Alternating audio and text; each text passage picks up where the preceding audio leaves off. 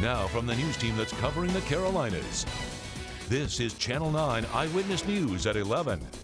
Breaking tonight, massive cleanup underway after possible tornadoes pummeled our area. I see things flying through the sky. Uprooting trees, tearing off roofs, and shattering windows. Local communities are shaken, some just narrowly escaping the worst. It was close. I mean, I'm sorry, but I'm just still shaking. And tonight we have team coverage of the damage in the areas hardest hit in this afternoon's storms. Thanks for joining us tonight. I'm Scott Wickersham. I'm Erica Bryant, and we're joined by our chief meteorologist, Steve Udelson, who was tracking this system since we first broke into programming before 4 o'clock this afternoon. Steve? Yeah, Erica, now's about the time the tornado warning started popping up all over the area. And when we started getting pictures in from some of our viewers, this one was taken of a rotating wall cloud up in Statesville.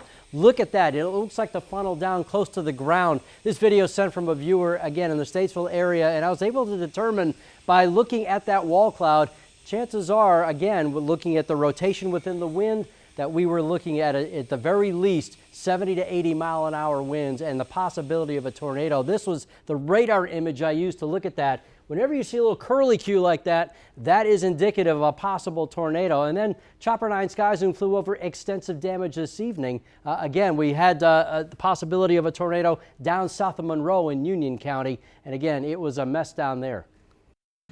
Chopper 9 went to Iredell County first near Swan Road. We found a roof plucked off the top of this home. You can see right down inside of it, couches and tables left standing, even though the roof was taken off. That could have been caused by wind or simply air pressure, and broken trees scattered all around the yard. This garage was flattened, lumber scattered around like sticks. And look at all these trees sheared off halfway up the trunk and scattered around in different directions. That's a classic sign of a tornado. Near Shiloh Road and Amity Hill Road in Statesville, we saw a mobile home pushed into a power pole and a tree laying across it. Along Plyler Mill Road and Sandy Ridge in Union County, a shed was leveled by strong winds, scattering sheet metal and items stored inside. The damage to the roof off this building, you can see how the sheet metal is peeled back. The fact that some buildings were damaged and others nearby were not could be the sign of a tornado. We found more roof damage to an old barn and more trees snapped off halfway up.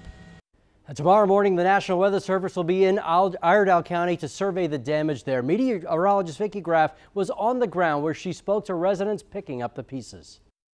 This car was driving along Moxville Highway here in Cool Springs when it was tossed about 40 feet from the road into this front yard. You can also see the roof of this home was ripped off. A lot of damage here. Thankfully, nobody was inside at the time. This is just some of the damage that we have been seeing from the powerful storms that moved through this evening. We were tracking powerful storms this afternoon in Severe Weather Center 9. There were several tornado warnings, including 2 in Iredell County. I saw the damage firsthand. It was within a 3-mile radius near Cool Springs and likely caused by a tornado. You can see how these trees snapped in half. This is usually what you see left behind from a tornado rather than straight line winds. Right next to it, this large tree fell just several feet from a home. Came down like in slow motion. And as you can see, it just missed my place because it was close. I mean, I'm sorry, but I'm just still shaking. Across the road, we saw this trailer home ripped apart. Look at all the damage here. You can see this couch just several feet from what used to be a refrigerator. And then right next to me, a small stuffed animal. Neighbors told me this was a trailer home that was used as a storage unit, but you can see all the debris. It was launched into the tree right there. A good sign this was likely a tornado. And across the street, this barn was destroyed. You can see pieces of metal from the roof mangled around the tree. It hurts my feelings. Grandpa's barn's gone and his shed. Cleanup from these powerful storms could take several weeks, even months. In Cool Springs, meteorologist Vicki Graff, Channel 9 Eyewitness News. Now, utility crews in Iredell County say that downed trees caused hundreds of power outages tonight. Much of the damage was along Amity Hill Road near Shiloh Road. The storm left power lines draping across the street in some areas, and the tops of trees snapped off. Right now, there's a little more than 1,000 Duke Energy customers without power all across the Charlotte area. The National Weather Service will also be in Union County tomorrow to survey the damage there. Eyewitness News reporter Deshaun Brown spoke to neighbors who said they tried to outrun that storm. Well, I'm surrounded by a lot of that damage right now. Neighbors told me that the winds here actually tore off a part of the roof off to my left. Back here on the ground, they said those same winds snapped nearly every tree in its path. It was pretty tense for a minute. Some heard it, It wasn't like a train, it was just like a woo. while others saw it. It was just twirling It was around us just- and stuff was flying around us, and it was in the eye of the storm. Totally. And now many here are left with an experience they won't forget after a possible tornado touchdown and just inches from their front door. You can see the one thing of the roof on my roof right there. That was it. A Channel 9 viewer captured this video along Plyler Mill and Irby roads. You can see the massive clouds brushing the trees here in Monroe, and just moments before neighbors said it touched down. And I hollered at my son, get in the bathroom, it's a tornado. Another woman said she was in her car when the storm hit and showed us the window almost shattered from those crushing winds. We got right here, we couldn't get no farther because the pressure from the wind twirling, like my car was not moving. Just footsteps away, we saw trees snapped and others uprooted. It's why Joseph Hagler rushed to check out the damage when he found this. I hope it can be saved because it's just like it was my grandpa's, so it's sentimental value. So far, we've heard no reports that anyone was hurt, but many here are shaken. It can be fixed back. We're shaken up, but other than that, we're okay. I also spoke with the National Weather Service, who told me they will send survey crews to assess a lot of the damage. They plan to make the final call on if this was indeed a tornado tomorrow afternoon. Reporting in Union County, Deshaun Brown, Channel 9 Eyewitness News. As soon as the storm left our area, it tore through Yadkin County, where a possible tornado flipped cars, damaged homes, and destroyed an elementary school gym. Take a look at here. Only the rafters remain where the roof of the Courtney Elementary School gym once was. Officials say there were about 25 people there when the storm blew through. Can you believe nobody was injured? Channel 9 brought you continuous updates all throughout the afternoon. You can find our full coverage as well as a slideshow of the damage at WSOCTV.com. Breaking tonight, Charlotte-Mecklenburg School Board members are going now into hour 5 of their meeting to vote on the controversial student assignment plan. This is the night that many parents have been waiting for nearly 2 years. Right now, the board going through each and every boundary proposal individually. But before all this even started, one board member tonight raised a motion to delay the entire vote until the next board meeting.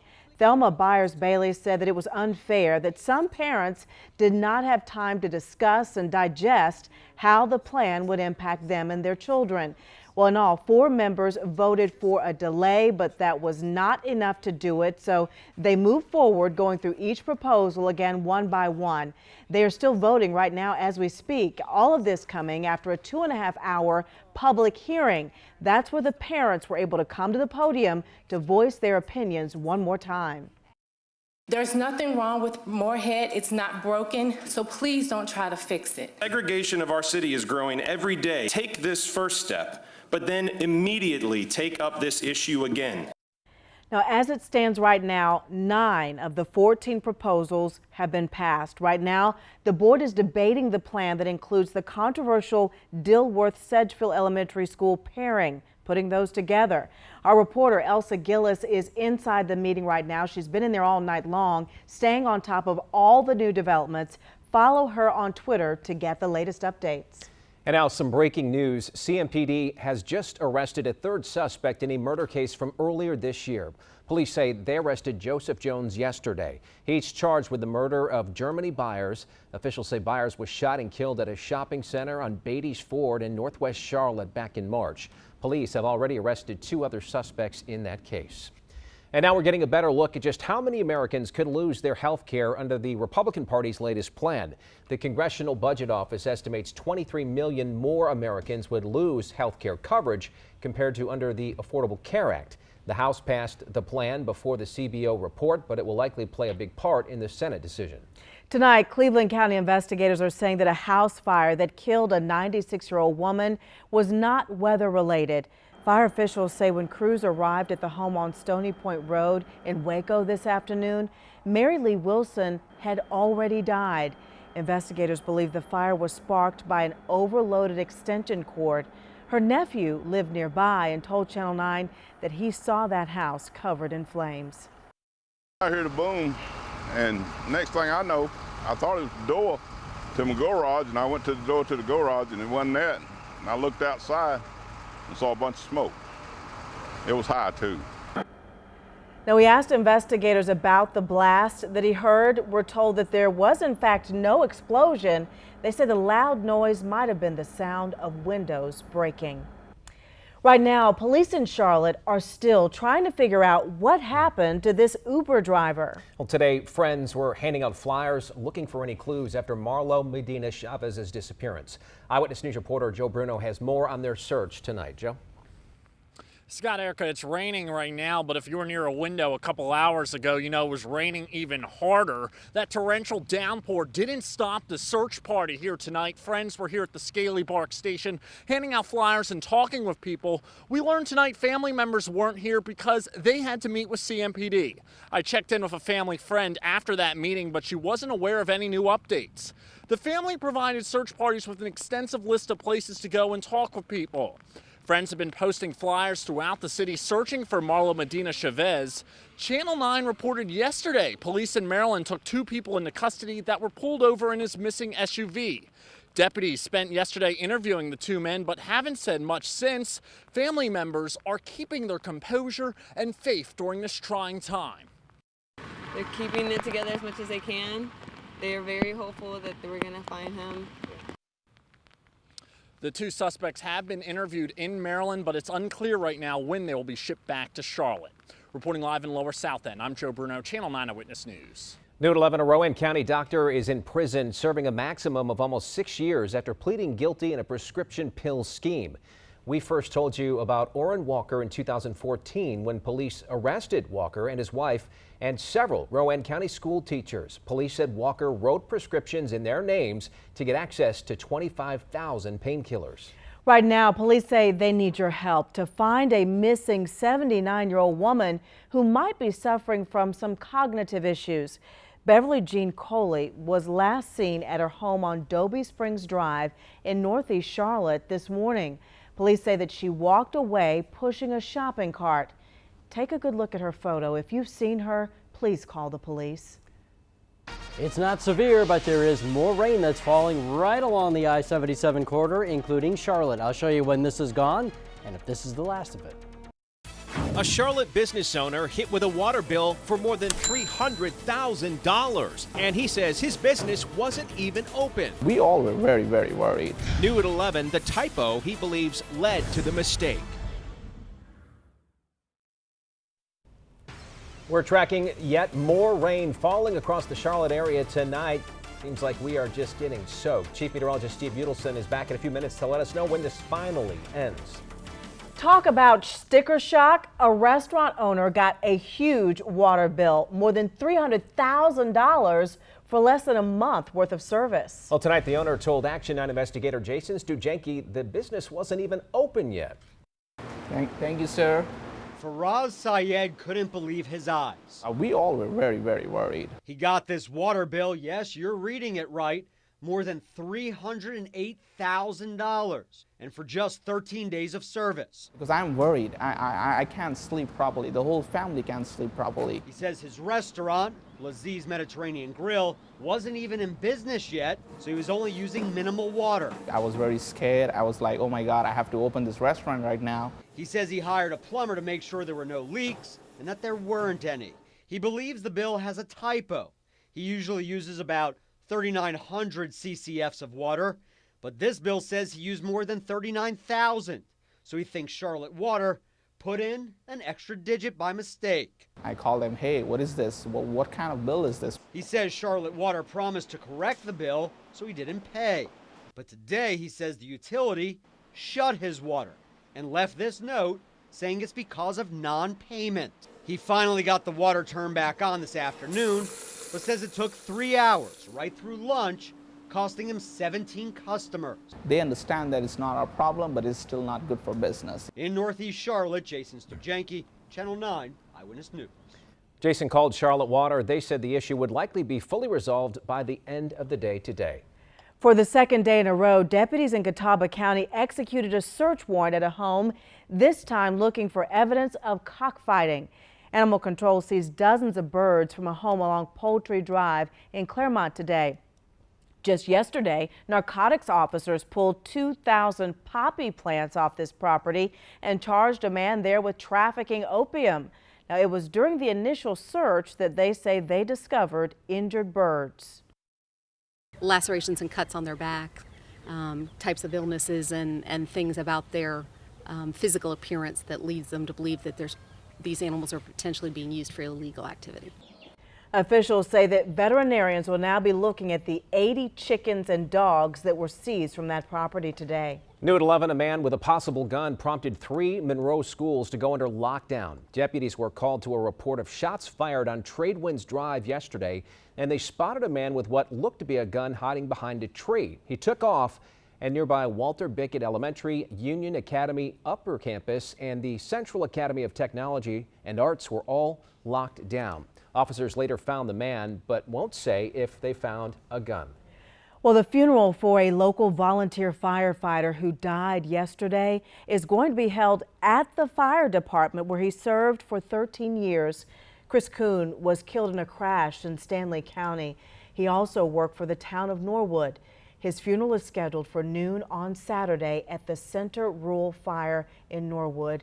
Fire agencies from all around the state are expected to attend. This afternoon, storms toppled a large tree into a road in Eastover. Take a look. We were there as city crews worked to cut up the fallen tree and clear Colville Road near Hempstead Place tonight. Luckily, none of the nearby homes appear to have been damaged by it.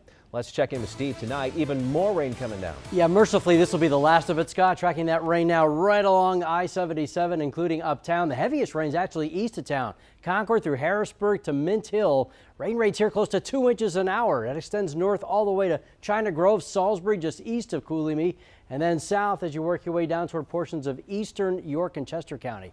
Let's track the leading edge of that line. Through Monroe by the bottom of the hour, Lancaster a little bit after that. Marshville about 11:45. Albemarle around midnight, Polkton a little bit after midnight. Let's track when this sucker's out of here, and that's when that rain scoots on out through McCaddenville about 11:30. Same for Rock Hill. Huntersville about 11:45. Uptown Charlotte will see the rain come to an end around midnight. Matthews and Concord by about 12:20. Atmosphere is still very juiced up, of course, with a lot of moisture. The ground is wet, the air is wet, so don't be surprised if you see patches of fog. Not looking at anything widespread, but that will be greeting you first thing tomorrow morning. Keith Monday will start you out on the morning drive starting at 4:30, show you where those fog patches are an issue. You won't need it early on. I'd recommend an umbrella for later on tomorrow afternoon just in case. Yeah, it's sort of a tease. We've got mid-60s tomorrow afternoon. Again, tomorrow's threat tracker, the risk of a shower or storm, but no more flooding risk, no more risk of severe storms. These are more run-of-the-mill type showers and storms. Will be around 70 at lunchtime and then climb into the mid-70s tomorrow afternoon. Cooler, of course, across the high country. What's going on is we've got one more disturbance to push through. Mountain showers by lunchtime. Some of them spill east into the metro during the afternoon, very early evening. None of this is heavy or severe, and most of it is north of Charlotte. We'll see temperatures rise to about 70, 71 by lunchtime, mid-70s tomorrow afternoon, no more than a 30% chance of rain. Same for Wadesboro. Highs will be in the mid-70s before that rain gets to you. And in Kannapolis, forecasting highs also in the mid-70s with those clouds building. Speed Street kicks off tomorrow.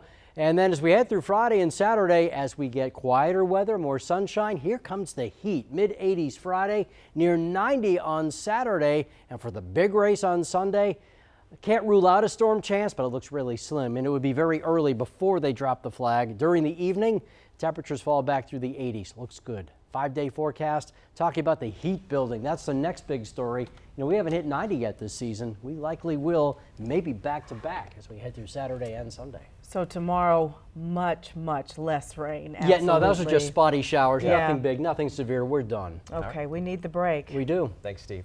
A wild crime, a teen accused of carjacking at a local gas station. Now the driver has said he tried to fight him off.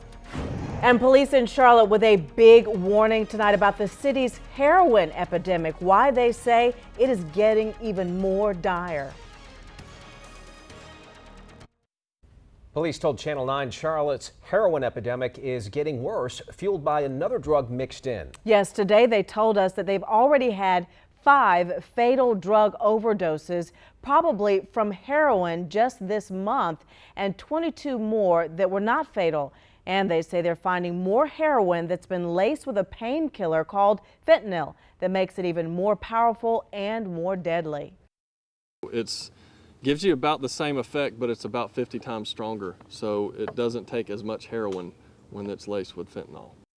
Police say that users might not even know that they are using heroin with fentanyl because it almost looks exactly the same. State attorneys general in North Carolina and 41 other states have reached a $33 million settlement with Johnson & Johnson.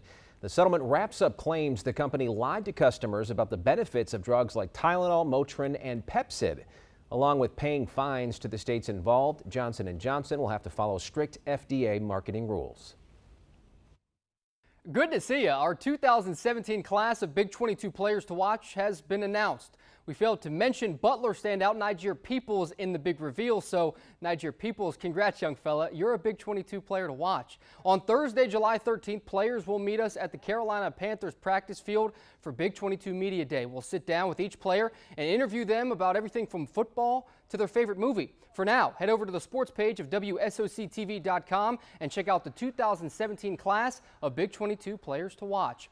For just the second time in NASCAR Hall of Fame history, there was a tie among the voting panel for the fifth and final spot of the 2018 class. Your 2018 NASCAR Hall of Fame class includes Robert Yates, a master engine builder and team owner, dominant crew chief Ray Evernham, broadcaster Ken Squire, Camping World Truck Series driver Ron Hornaday Jr., and NASCAR's first ever champion of its premier series, Red Byron.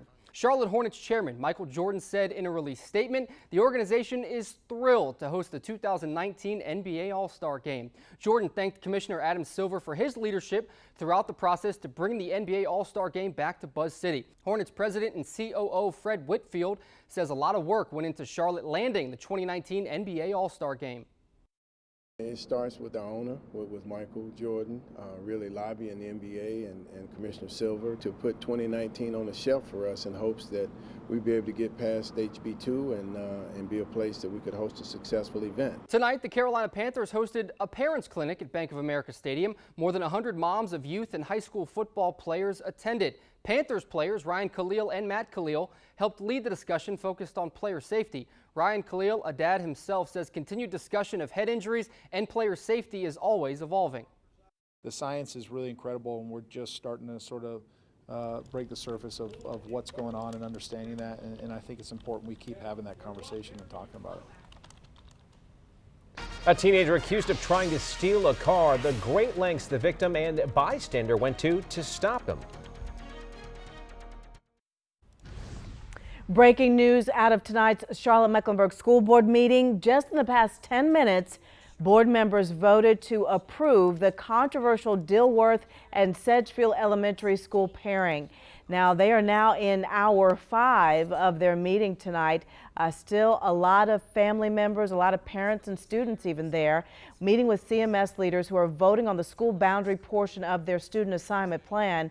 We do have a crew inside that meeting. We'll have any new developments posted at WSOCTV.com, as well as bring it to you on Eyewitness News Daybreak. We're asking if a second teenager accused of trying to steal a car and taking the driver on a wild ride will face charges. Surveillance cameras caught part of that right here. Police say the driver left his car running to run into a gas station on West Trade. Witnesses say 2 teens jumped in and the driver tried to jump onto the car to try to stop them. In the video, you can barely make out the man clinging to the side. He got him a good ride. Better than Carol wins. After the car crashed, the victim and a witness chased the teen who was behind the wheel. They held him until police arrived. Tired of the rain? Yeah, me too. 4 straight days. We'll show you when it will finally come to an end. We need some time to dry out. I don't think there's any pollen left anywhere. Are you kidding? No, maybe some mold when this is done. We're going to warm up Toot Sweet and dry things out. We'll be around 90 by Friday and Saturday. By then we'll be complaining it's too warm and you'll probably want some cooling rain. May see a storm Sunday and Monday, but I don't think it's much. Weekend will be hot and steamy, huh? Yeah, Memorial Day. Hello. Thanks, Steve. Thanks for watching tonight at 11 o'clock. Get the latest overnight news and your updated forecast on Daybreak. Starts live at 4:30 a.m.